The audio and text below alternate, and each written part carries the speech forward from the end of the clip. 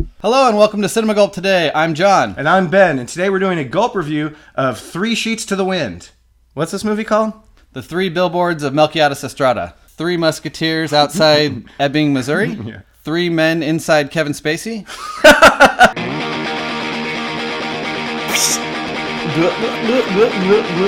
Okay, everybody, welcome to this Gulp review of Three Billboards Outside Ebbing, Missouri is the title of this movie. And what do we think of this movie, John? I think that title is not going to help sell tickets. Probably not. I don't think anybody's going to know what they're getting into when they see this movie. I don't think that the writer-director gives a shit, though. No. In one word, I would describe this movie as brutal. It's brutally funny, it's brutally honest, it's brutally emotional, it's brutally violent, and those are all signatures of Martin McDonagh's films, his previous films. This is a very different type of McDonagh film, though, whereas it's plays out slightly more like a drama than sort of a quirky, dark, violent comedy, right? Yeah, definitely. It has those elements. I mean, this movie was a big surprise for me. I didn't know what I was walking in to see. For me, it turned out to be one of the best movies of the year, and I really think the characters had a lot to do with that. Yeah, it's definitely running right now as my co-favorite of the year, I think, along with another really tight script. I think this is my favorite screenplay of the year, and my favorite performance of the year, no question, of Sam Rockwell. He's my favorite performance of the year so far. I love his character in this film. I love seeing that guy get meaty roles because he's so good, and I don't think there's anything he can't play. Yeah, he always amazes me. I've loved him all the way back since Galaxy Quest and even before. He really is a scene stealer, but this is a movie where he gets a chance to really stand front and center. I think he might be considered a supporting actor by the Academy standards, but he really deserves to be in the Best Actor conversation. Absolutely. He has just as much screen time as Frances McDormand, and really has his own arc and everything in the film. So I think both of their performances deserve Oscar nominations. I agree. Frances McDormand is just always amazing, and her character goes through so much in this film. And when you were talking about brutally honest and brutally funny, those are just things that she as an actress is so fucking good at doing. Yeah, it's like this was written for her. Absolutely. Yeah. But every character in this movie is brutal and harsh to each other. The way these characters talk to each other, everybody just has such harsh criticisms for everybody and says things that cut right to the bone. It makes it so enjoyable to watch. Yeah, I mean, it's still a comedy, even though everyone is kind of rude, crude, and vulgar and mean to each other throughout this movie,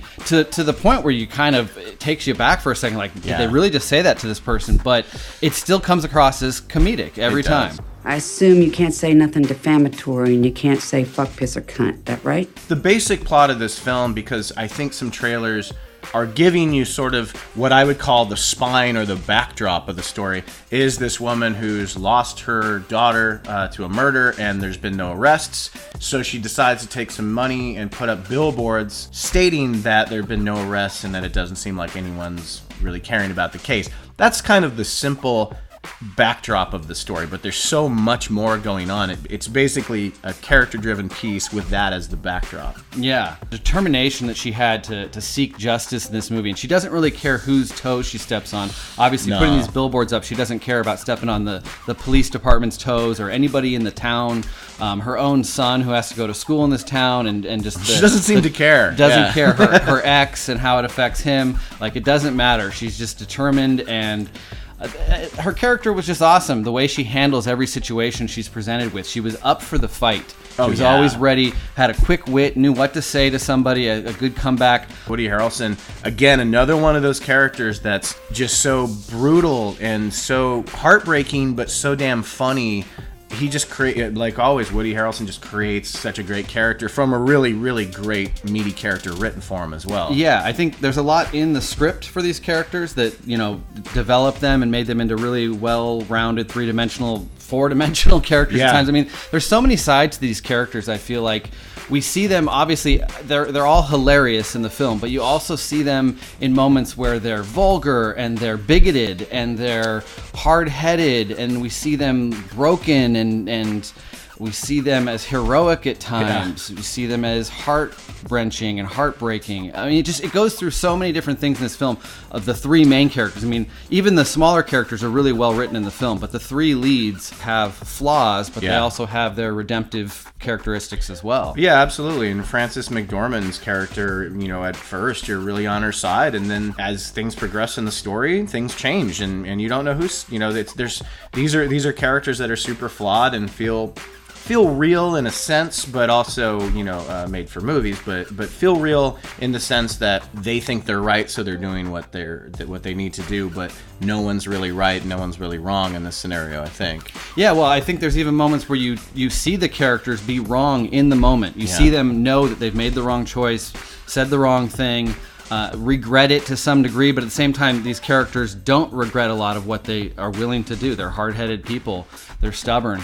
You were saying there's like a sense of realism, but also a sense of kind of movie character. I felt the exact same thing. And that's not a bad thing. No, it's a good thing. I kind of feel like these characters to me felt like characters out of an Alexander Payne movie, like Sideways or Election or About That's a Schmidt. great way to put it, because they're kind of jerks, but you care about them. Yeah, and they have that realism to their character, but also that kind of over-the-top comedic.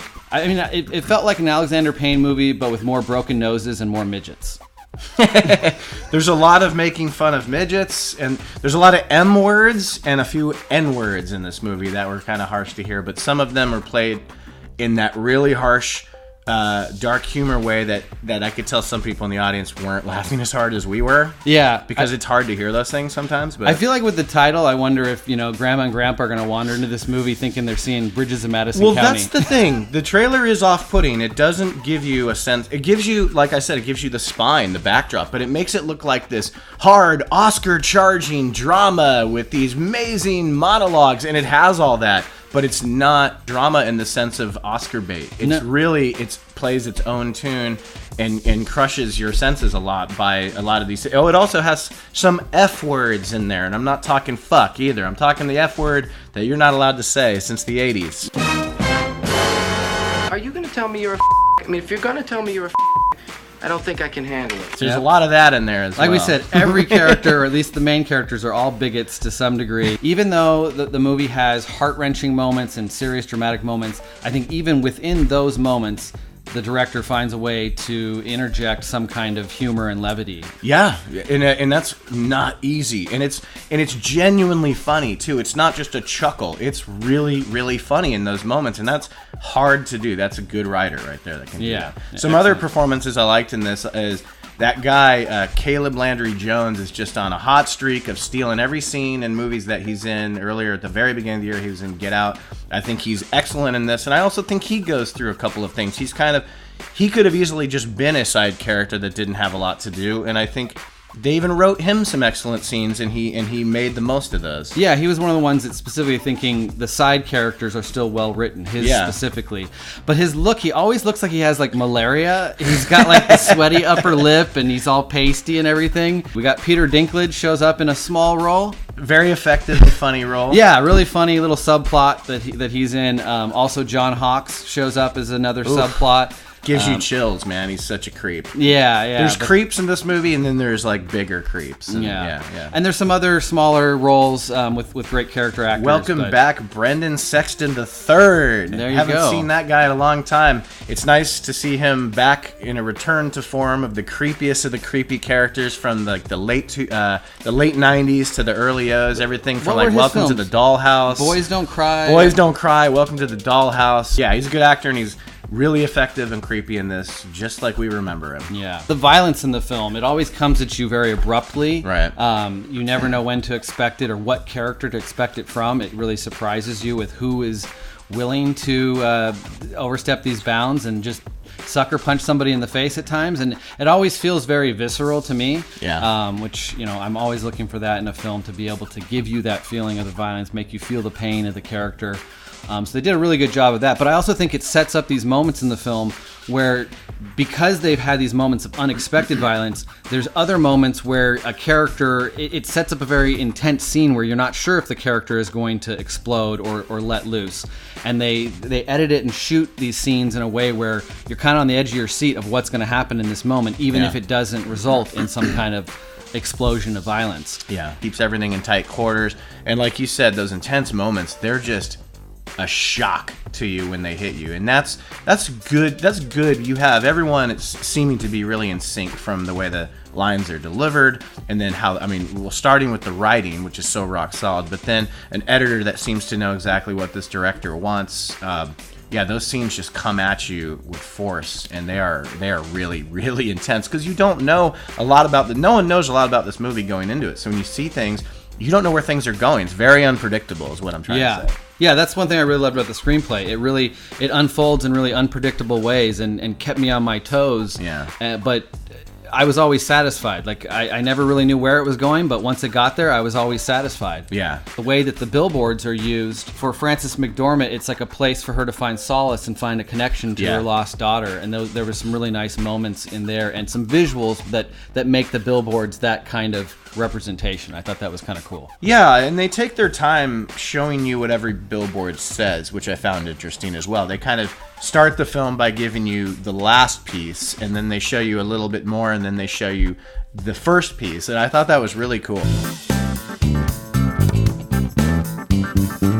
I loved this movie. I think it's got a wonderful screenplay filled with great characters, a lot of heart, and a lot of humor. It was just such a surprising movie for me. I think it finds the right tone. You know, it's got a lot of dark themes and it's got a lot of dark elements in the movie, but it finds the right tone to always keep it comedic and not make it into a downer like I think Manchester by the Sea kind of feels like. It's a movie that deals with things like murder, rape, suicide, PTSD, grief, and sickness, but it still turned out to be the funniest comedy of the year. For my Gulp score, I'm gonna give it 8.25. This movie is extremely clever, everything from the screenplay to the performances. I would say my favorite two performances of the year and the two leads. This movie just takes you into territory you just were not expecting, you just did not see coming. Everyone's committed. It's just and some of them should be committed. It's sad. It's not depressing because of the approach that it decides to take through the screenplay and through the tone. It doesn't get you depressed, but you need to have a thick skin, and you need to be someone that can sit in a movie with actors of this caliber and watch them play somewhat ugly versions of themselves. And no one ever seems unlikable, even in their most despicable moments. And I think that's a huge feat to accomplish as a writer, director, and as this cast. So I think it's probably my favorite film of the year so far. I know there's a few left, so I'm going to give it 9 gulps. Okay, everybody, that was our Gulp review for 3 Coins in a Fountain. Please click like and or subscribe. You can leave some comments down in the comment section below. John, where can they find us? Check us out on Facebook, Twitter, and Instagram. Look for us under Cinema Gulp. Until next time, this is Ben. This is John. We drink your cinema. I drink it up!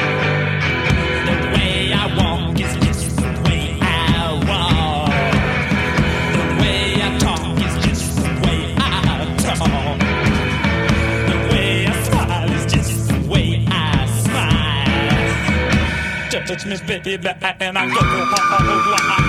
go.